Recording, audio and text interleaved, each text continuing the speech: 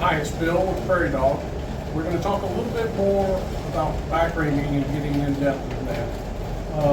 Once we've drilled a pilot hole under whatever it is that we're trying to avoid disturbing, when we get to the come out hole with the pilot bit, this is a pilot bit, 2-inch in this case, we're going to take it off. We're going to install a back reamer. This happens to be a 6-inch back reamer. This is going to give you a 6-inch hole.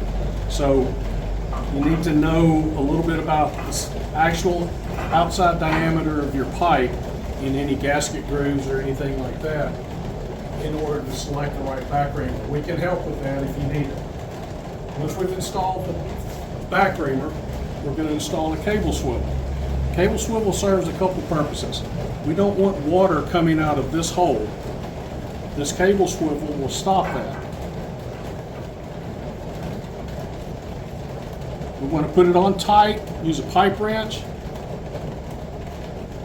and this will allow the water to come out of these holes right here near the cutting edge. This helps us to create a good slurry that's going to run out of the hole. It's very important to remember to always have something tied to this cable swivel, even if it's a piece of rope, mule tape.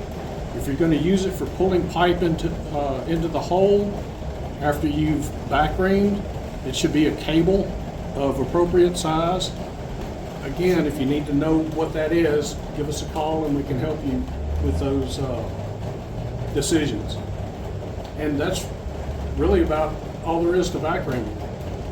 If there are any questions, email us at the email below. Thanks.